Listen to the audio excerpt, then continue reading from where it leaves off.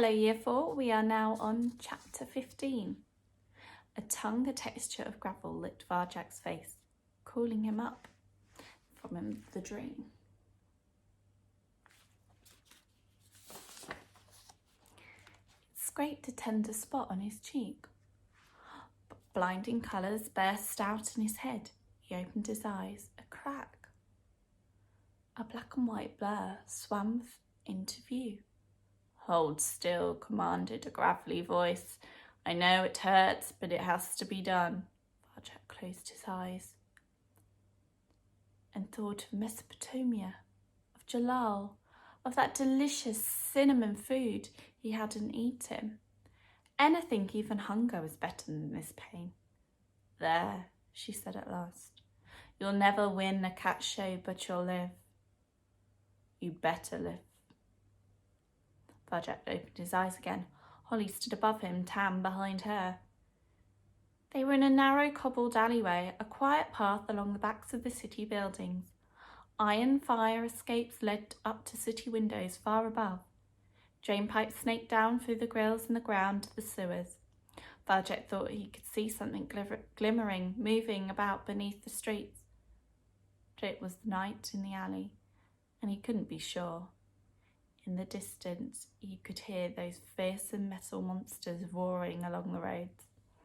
He could taste their poison smoke in the air. He could hear, too, the hisses and growls of the street cats as they went about their business. But in this alley, there were just the three of them alone. There was no signs of Ginger Tom, who had nearly killed him. He stretched out, cold, wet cobblestones dug into his ribs. His body was pulp of pain. Yet strangely, he didn't feel too bad on the inside. He was glad he was still alive, glad this cat with a gravelly voice had rescued him. "You all right, Varjak?" said Holly. "You've been out for ages." "I thought you didn't want to be friends," he said.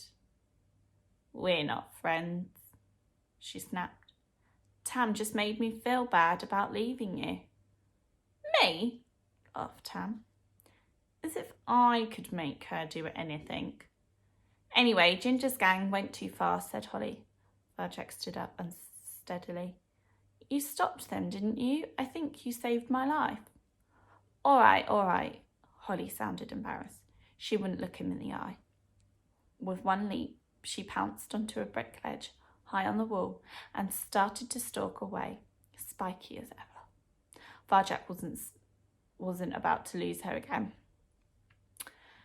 Without a second thought, he went after her. One moment he was down on the cobbles, and the next he was up on the ledge. His body seemed to know what to do. He only had to follow Holly. Tam came behind him. He padded between them to the edge of the wall, where Holly stopped, looked up at the sky. Varjak followed her gaze. A white wedge of the moon glimmered there. It had grown since he last saw it. It was changing, becoming bigger and brighter. Varjak looked down from the sky. "Where are we exactly?" "We're in the centre of the city," said Holly. No one else knows about these alleys. You're safe here." "Safe from what?" "From the gangs, stupid. On the other side of the park.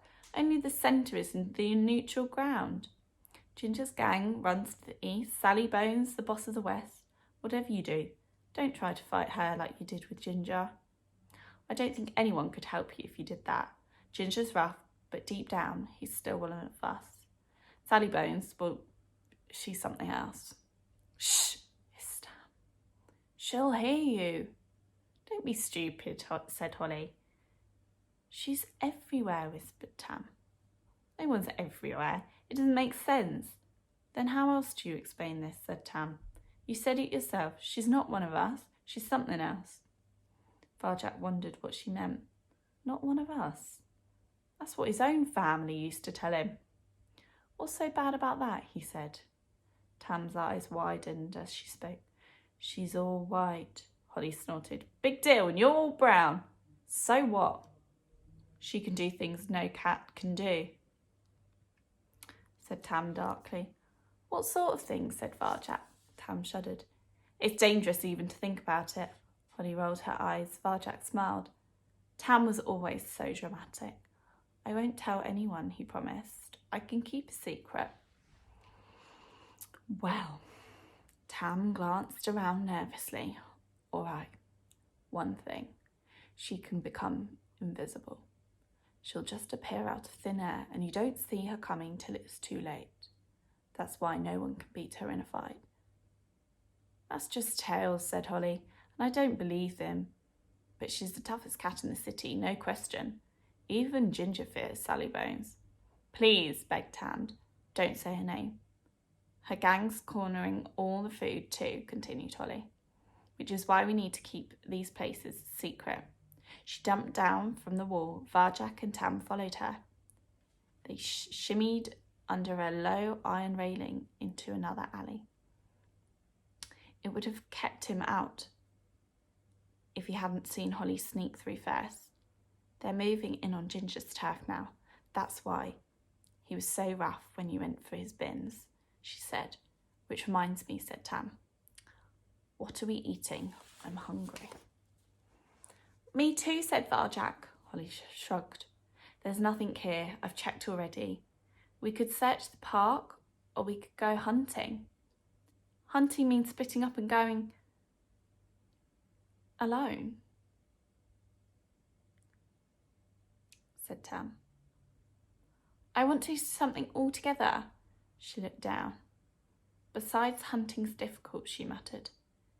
It's not so hard, said Varjak. You, said Holly, squaring up to him. You know how to hunt. He wasn't sure. He felt like he did, but he'd only ever hunted in his dream. I think so. Holly laughed. You either can or you can't, and I've never met a pet who could. She stared at Tam. Plenty of street cats can't. Just because you know a lot, said Tam, doesn't mean you're great. I'd rather everyone loved me than be someone who's boring and a know-it-all. But I do love you, Tam, grinned Holly. Her mustard eyes sparkled with mischief. You do, said Tam suspiciously. Of course I do.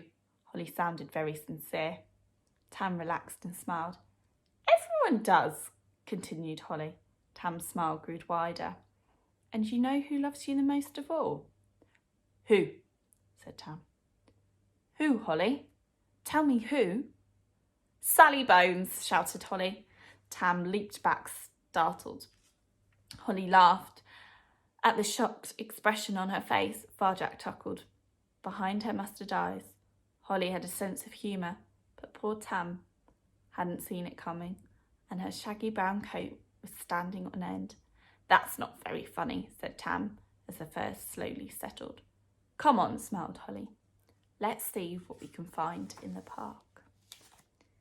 And that's the end of chapter 15, year 4. I wonder what will happen in chapter 16. Are they going to catch something to eat? Are they going hunting? Will they find something in the bins? We'll have to wait and see.